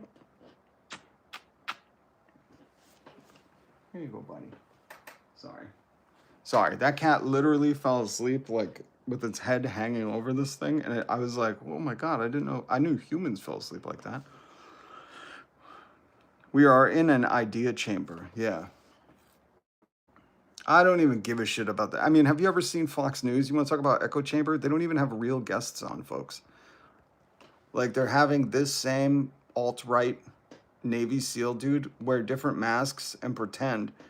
And this is like easily solvable. Just say, hey, you gotta, reveal yourself. Reveal yourself, John Antifa. You want to talk about an echo chamber? At least we're talking about, here's the other thing that I don't get. The stuff I'm talking about has never been done. What these people, these maggots, the MAGATS, what they advocate for is more of the same old. They're like, no, we got to give the corporations a break. No, we can't pay for healthcare with taxes. No, you got to just work more. It's like, how about we try to take the wealth back that has been stolen from us and make our communities better? Something that's never been done in the history of America. Why don't we just try something new? And guess what? If it fails or it goes all crazy, then we can stop, But I don't want to keep doing what you guys have gotten away with forever. Like, I'm done. And this is hilarious, too. I love that the world leaders, at least the world leaders, laugh about it. At least somebody can. But thank you, Marjorie Taylor Greene. There's another, I'm not going to talk about this now, but there's a story I linked down below about how America has become like ripe with scam calling, scam texting. And again, it all goes back to Donald Trump, his regime, Brendan Carr have been thrashing the Consumer Protection Authority. So now, of course, when you have a scam artist in the White House who's running meme coins and all that, the country's ripe for it. So now if you're getting new scam texts, scam emails, scam calls, have you even said thank you? That's the segment. Have you even said thank you to Donald Trump? Where's the, oh, wait. No, I wasn't planning to talk about this. I think I linked it down below. But here's the other thing. This is about the Argentinian bailout. You should read about this. It's very interesting. They're doing what South America has always done. As soon as they start to implement any kind of socialism or anything that benefits the working people, they get ousted and they go into libertarian mode, which usually gets bailed out by American tax dollars. But this is a fascinating thing. And I didn't know that this dude had a rock band, which is absolutely heinous. It's so embarrassing. I couldn't even watch it. It was so cringe, as the kids say. But it's fascinating stuff. Hell is frozen over. Tucker and Marjorie Taylor Greene are both, but it's only so far, like, here's the thing. Even these absolute, salivating capitalists understand, like, at some point, this is going to cost us everything. Marjorie Taylor Greene was like, my kids now can't afford healthcare, and I want my kids to live like most adults, like want their neighbors and family to be able to live and afford healthcare. And somehow there's people in the chat like, no, you shouldn't be able to afford it. Just work more. And then Tucker Carlson saw the writing on the wall when the FCC went after Jimmy Kimmel, threatened him on a podcast. Tucker was like, oh, damn. If that power goes unchecked, who knows what else they'll do with it. So I would just ignore Mr. R. He's just a troll, paid for by the regime.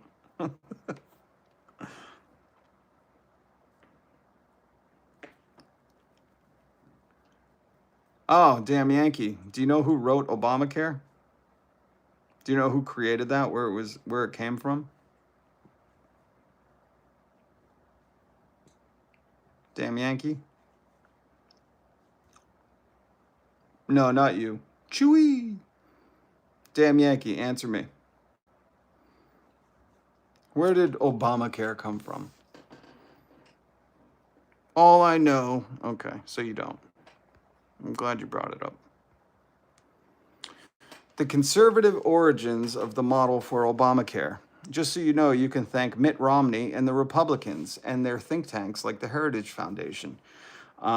it was once called Romney Care, and the ACA did not originate with Democrats. It was pioneered by conservative think tanks like the Heritage Foundation in the 90s as a market-oriented alternative to single payer. That's what leftists want, single payer healthcare. That's what Bernie Sanders talks about. But your friends at the Heritage Foundation who support Donald Trump, who support Project 2025, created this so it could be market-based, so they could make as much money as they wanted off of it. And they labeled it Obamacare to make people think, ooh, Obama bad, just like Trump. And a lot of people that didn't know the ACA is just the official title of Obamacare. But Romney Care was what they did here in Massachusetts first. And it was a way for them to base the Affordable Care Act or a nationwide free market-based system so that we didn't have to do universal health care. So the guys who brought you Project 2025, you can thank them for Obamacare.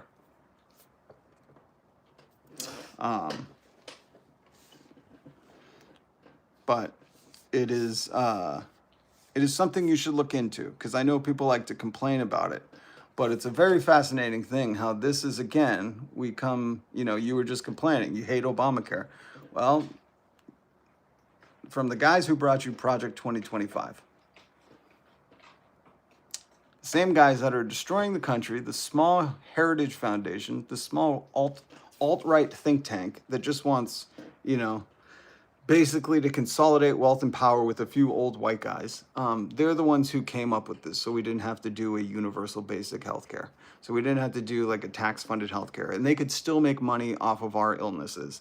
So I'm glad you understand where it came from now. And I'm glad you see that, yes, this capitalist right-wing think tank stuff is horrible for the country.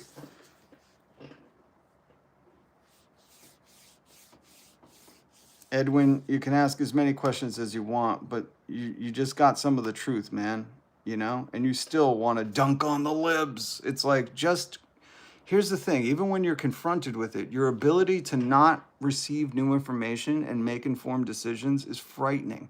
It's frightening. This tells me you're definitely not young. You're probably a little bit older, and you've made up your mind on things. But even though when you complain about it, and then I go, you're right, this Heritage Foundation, the guys who are doing everything right now, they wrote the playbook. They're not good for this country. You admitted it, and now you got to turn around and go, whoa, but it's Obamacare. It's like, Bud, I'm trying to help you. You understand this, right? I'm trying to help you to see that the team you think you're on is not for you. And they will capitalize and profit off of your illness and demise as soon as it happens, because what we learned earlier in the live stream is we all get sick sometime. So you can pray for that good health, but nobody makes it out of this life alive. And what I'm trying to get you to understand with new information is maybe we should do something different.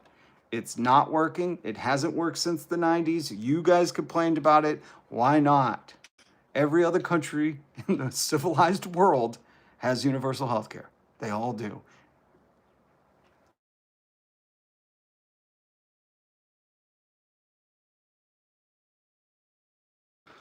I'm getting a call from a good friend. I got to take that. Damn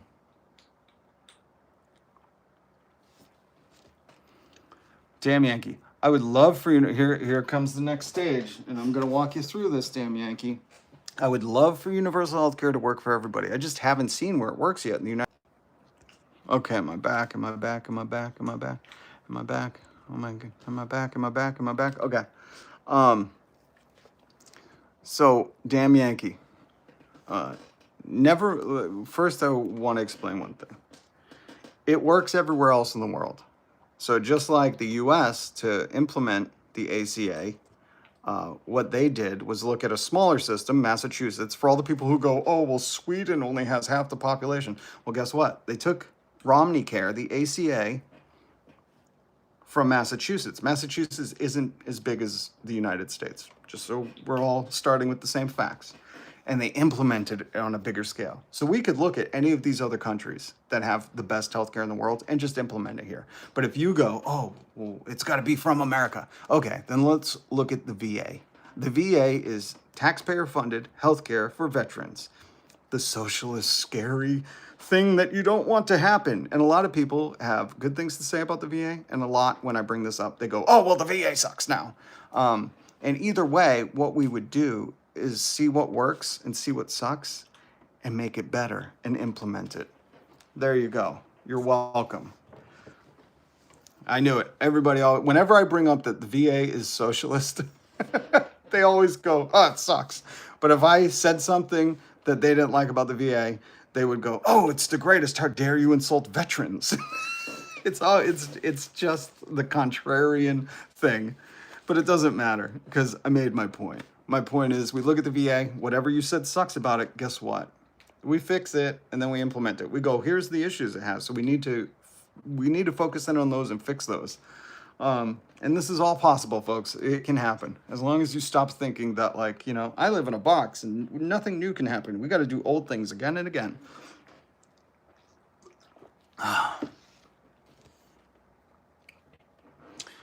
Yeah, Bodhi, that was my point.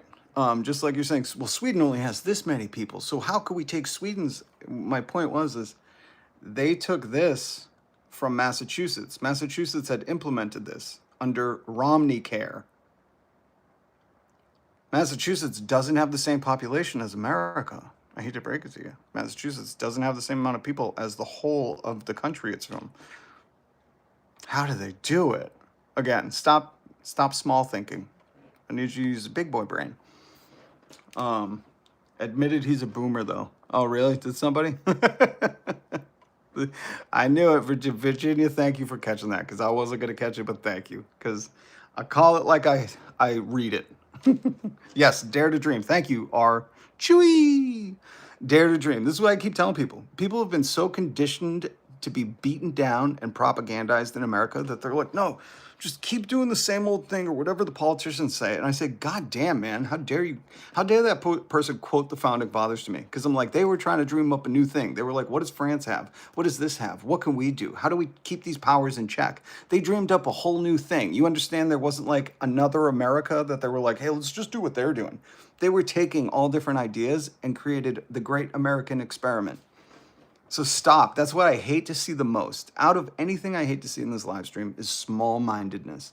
The thing that says, no, let's just keep doing like what we've been doing, but try to like, you know, make it less taxes for billionaires. Stop. You got to get fucking creative. You got to think outside of the box. I think that's a big reason why, you know, I haven't found an audience, because I say things where they think it's unbelievable. And I'm like, just talk to people in Sweden. Ask them how their healthcare is, you know? And when they say, oh, well, this is the thing I'd change, go, great, we're stealing it. We're stealing it, we're going to change it, we're going to make it better. We're going to beat you in those rankings next year of world's happiest people, you know? Think outside the box. Oh, Virginia, everyone vibe check today. Yep. Everyone got a vibe check. Oh, and everybody needs to use their big boy brain, okay? I need you to start thinking creatively and stop trying to do what we've been doing for the past 20 years, you know, since Reagan or whatever. You know, enough of that. Cut it out. You know what they say about trying to do the same thing and expecting a different result. I'll let you figure it out. Okay, guys. Much love to you, Virginia, Kayla, CJ, damn Yankee. I'm glad I got to walk you through that. I was waiting. I took this picture because I was reading about it and watching some stuff about Romney Care and the origins of the ACA and Obamacare. And I said, someone's going to mouth off about it. And they're going to want to do the whole blame Obama and da-da-da. And they don't even understand that this is a right-wing think tank healthcare system we have right now. But again, people are so propagandized to not think and just believe what the politicians say. Just trust that the stripper loves you. Michael, who else was here? A bunch of people were here, man. Archewy. Autumn. Bodie. There were more people here. CJ, I forget who else was here, but I know there were more people. I know. Sid, how could I forget Sid? Why would you burp like resonance? All right, and if I forgot you, just know I send you love. I want you to be kind. I want no one to have to work after the age of 45. I think you should retire and go enjoy your days, man. And if enough of us come together and say like, hey, we reject what you're saying and we should work till we're 70, we want to retire at 45, guess what? We can do it. That's the whole we the people of America. So stop fighting against yourself. Listen, if you want to keep working after 45, fine. We don't give a shit. We won't be like, we get it. His family hates him. He's kind of a dick. We won't do that, you know? We'll let you go and work, and the rest of us are going to do a road trip, you know? Together. Retire at 45, like, and subscribe. Thank you, guys. Much love. Be good. Be kind. And don't forget, I got to leave you with this. And I don't care if you believe in Jesus or not. I do. I do. Most radical, influential man God of my life. I want to leave you with this. Because if there's Christians out there putting their chain cross outside and then spewing some venom, they're fake. Jesus will say, get away from me, Satan. This is it. This is my commandment. That you love and unselfishly. Marjorie Taylor Greene was selfishly loving today. She said, my kids are going to be affected, so I'm worried. The Republicans are wrong right now. That was selfishly. I say unselfishly. Shouldn't have to happen to you. And you should be like, nah, man, we got enough money. Elon's got $500 billion. How'd he get that? Wage theft? Okay. Seek the best for one another, just as I have loved you. Okay? Whether or not you believe, I don't care. Okay? You're a child of God, and everybody should have that love afforded to them. And I can tell some of you haven't, so if I got to be the one to give it to you, okay. And let me teach you. Or Chewy, wish I had been taught Christianity from you instead of church. Listen, I had to go through many bad church leaders. Priests that laughed in my face. You know, there were many bad people for me to go, I got to go right to the source and see these people, if they're true representatives of this man Jesus or what. And that's how I came to understand Jesus is my Lord and Savior. Because this radical message, I can't ignore. My heart says yes. All right, guys, much love, much peace. Be good to one another, love one another. Unselfish.